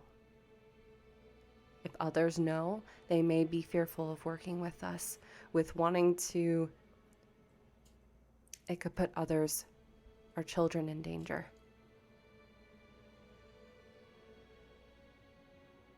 You, and she looks at Doni and Dory. You will be the keepers, passing them down to whoever will be taking leadership after you. This must be kept secret into the very fabric. But if we fall, Ampistrano falls with it. Do you understand me? And you can see there are tears starting to blanket portions of her eyes as the figures start to become clearer.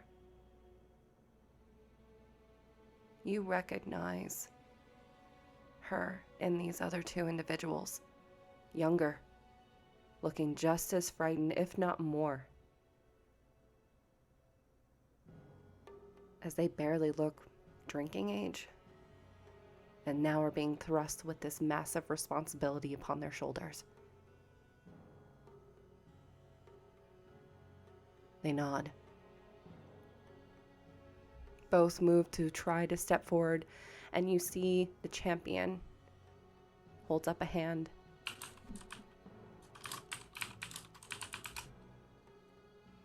We'll find each other again soon, amongst the weave. Go. As she turns her face towards the ground, which is rumbling. And each of you can start to see the tendrils starting to move up. The void not being held for much longer as the vision fades.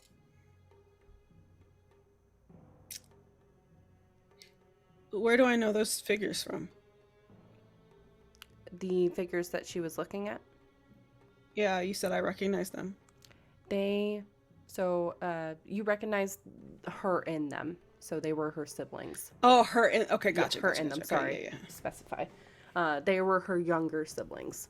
Her brother and Gotcha, her sister. Okay. So presumably her sister was the leader of the one that went south, which Deodora, that is your section. And her name was... Doni. Doni, okay. D-O-N-I, Doni. Okay.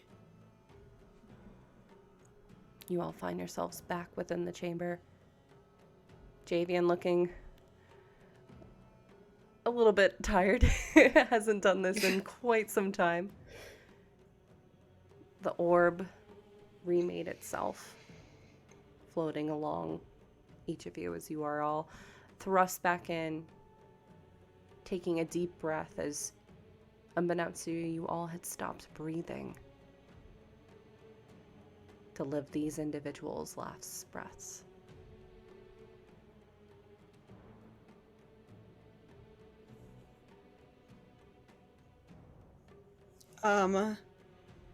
I think she'll choose, like, sort of without even missing a beat, because, like, she's sort of, not sort of, she's very, like, invested and just wants to know more at this point.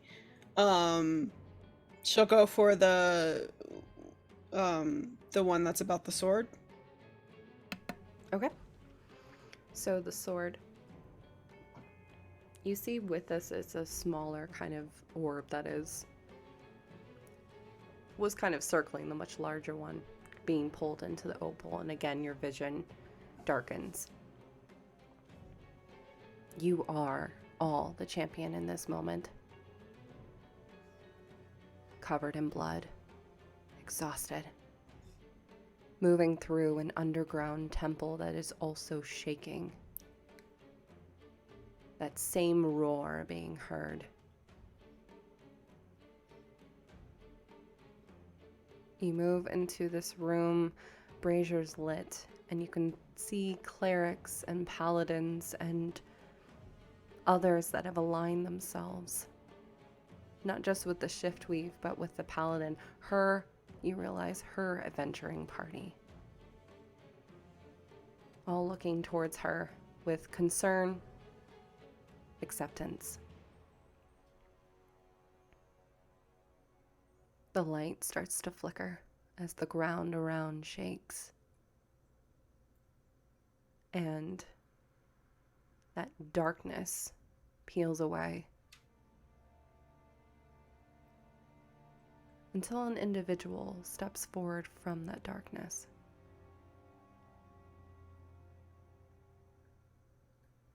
Almost like dust settling in. A person is created from it, wearing golden armor of light. A bright white blade. Emblazoned not with fire, you realize, but wind. Sharpened. The same kind of crest of a void with teeth emblazoned on their chest, of heavy armor. Large horns curled. One broken off, seemingly in battle. And as you look down as your champion, you realize you have the other half of the horn in your belt. You have fought this creature before. This is the chosen of that beast.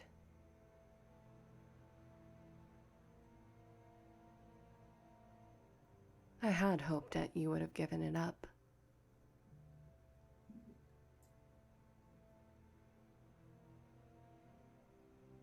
But judging by your silence, looks like it's going to have to come down to blades, and I am taking that blade.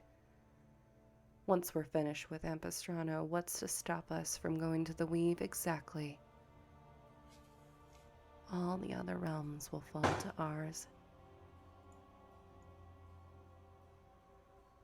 You're tired. You're weak. Just rest.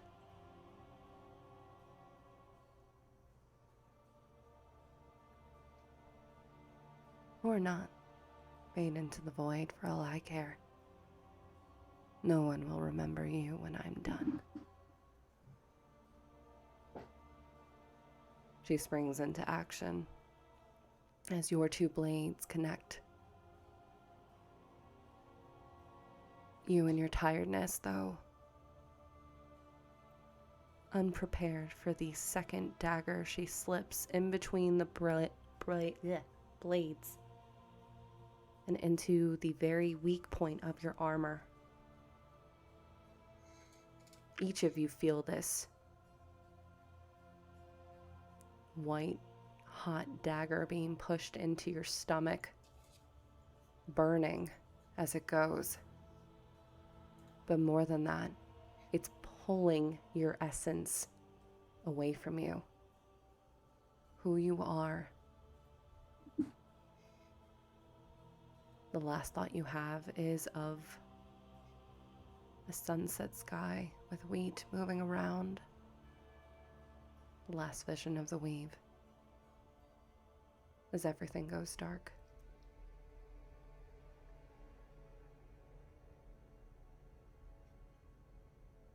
And you find yourselves back within the library.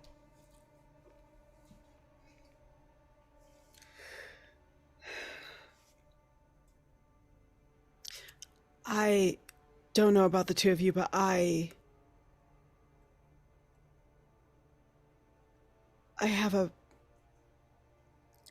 I have a bad feeling seems very... It feels like an understatement. I'm concerned that whatever these creatures are, they also have champions.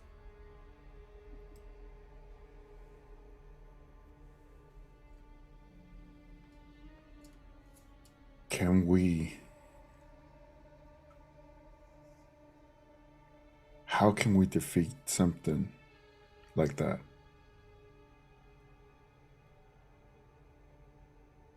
I don't know. Well, as the world currently is, it certainly means that someone has found a way to stay their hand for a time, or to at least hold them at bay, and perhaps that is a history that we can use. Yeah. I think Then I take that's a the only thing we moment, can do. look at Theodore, and go,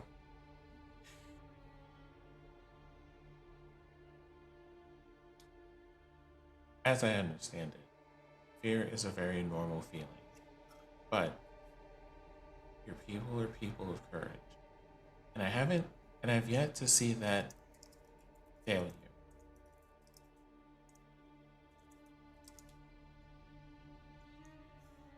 You're right. I think I just need time to absorb this.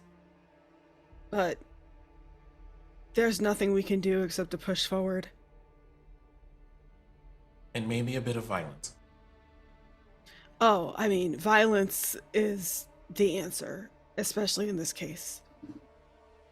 It's also the question.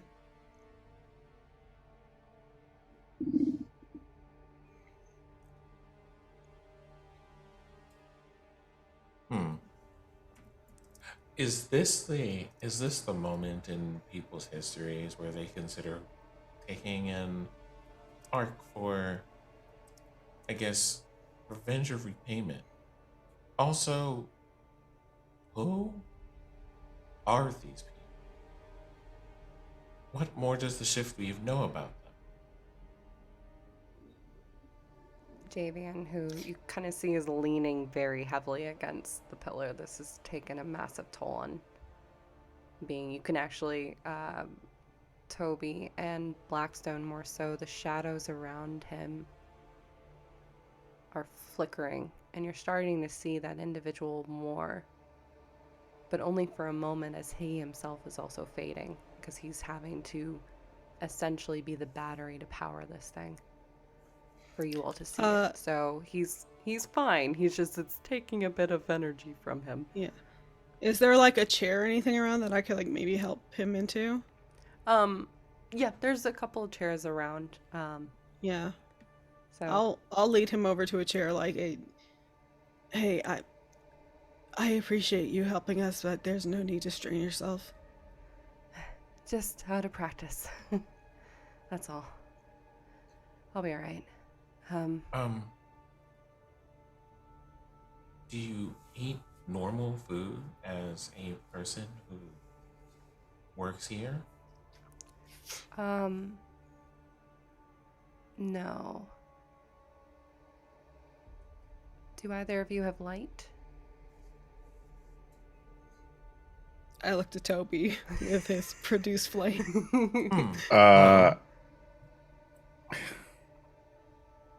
It just produce flame.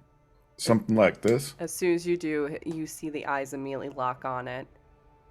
Like you just produced like a massive like stew or Steak. something. Okay. Yeah, steak, lobster, anything. Like this, he immediately just flickers, right?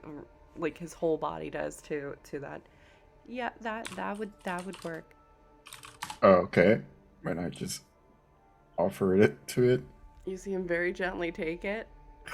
Like immediately just starts eating the light, and you just see the light slowly fizzling as the shadows overtake. Let me see something. I was doing a thing, and I'm currently in research mode, so y'all continue to talk for a second while I do a thing. JVM will say this. You all have much that it seems you want to look into. I'm gonna need a little bit of time to rest. You just got a lot of information and need to process. Why don't we take some time to do that? The knowledge isn't going anywhere, and it might be better to process this information first before you delve deeper into things. That's a wise strategy. Would more light be helpful for you at this moment? just time. I just need a little bit. Much like you do. You don't have to leave. You're welcome to stay here and what do they call it? Short rest, I think it is. Oh, it wouldn't be short rest for me. It would be reading. I mean, that's still, you're reading. You're not doing much else. I think that's still a short rest. We can do that and then resume after a bit of time. And you see at this moment, he's talking, but every now and then he's kind of giving looks towards Deodora. And just, it seems like he wants to reach out to give like a reassuring like pat. But keeps stopping himself, just not having quite the energy to do it either. I think Deodora will just do that to him instead, like pat them on the shoulder. Mm-hmm. And then maybe that'll also let them know, like, hey, it's okay for you to do this to me in the future. Like, she's open Sure. and receptive to that. Sure. Appreciates that they kind of silently asked. It's like, get some rest, and we can resume when you're feeling up to it. Sounds good. You're welcome to make yourselves comfortable. It'll just be a little Thank bit. you. He kind of just leans back, and you see, honestly, if shadows could collapse, just immediately morphs into the chair as you all step away. And with that, I think we're going to end a little bit early today. We just got y'all just got a lot of lore, and I want y'all to process that before we just continue to do more lore drops. And a lot of it was heavy, and even Salem is saying a lot too. So I want to respect that because we're all processing. Yeah, Salem. Yep. So we're gonna end a bit early today. But welcome back, y'all, to Ampistrano. Thank you. Amazing. Let's go around real quick again, say who you are, who you've been playing, and any announcements you have for this week. And we are going to be back next week, which is going to be great. But I'm going to start with Sin. Hi, it's me, again, your resident sunflower person, who was Blackstone today. And when I am not here, you can find me on streams on Sundays, literally tomorrow, and Thursdays. On Sundays, playing variety games of all kinds, mostly RPGs and Metroidvanias, and on Thursdays, ranting about the tech industry with me, Drew Linux. We just did episode 100. It was a lot of fun. So, yeah, and then we'll be back here next week. Amazing. Robo. It's me, Rob Garland. You can find me everywhere at TTRPGips. And if you want, at tomorrow at 5 p.m. Pacific on Lonzo Gonzo _, we're gonna be making commander decks and playing commander decks. My first time ever with Lonzo.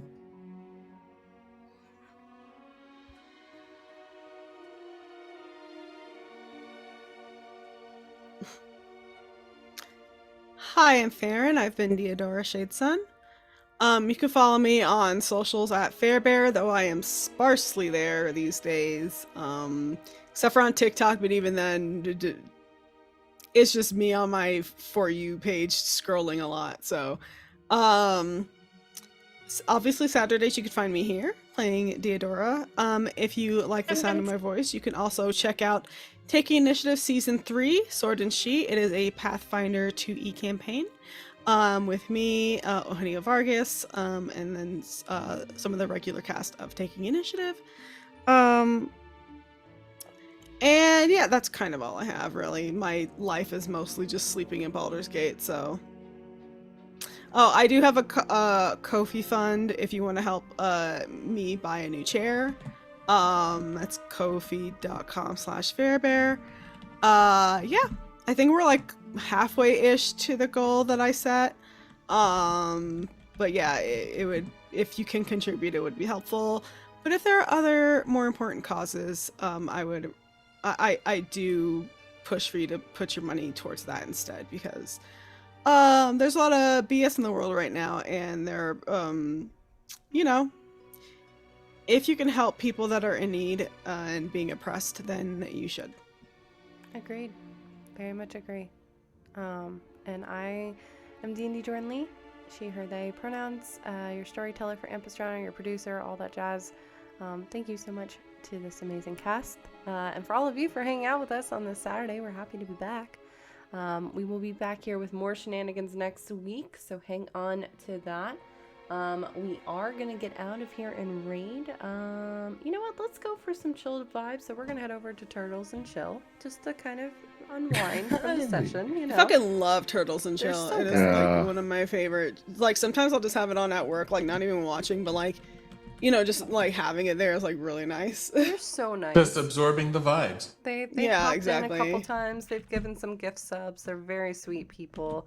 So we're gonna head over there, y'all. But thank you all so much for today, and we will see you next time beyond the veil. Bye, everybody. Bye.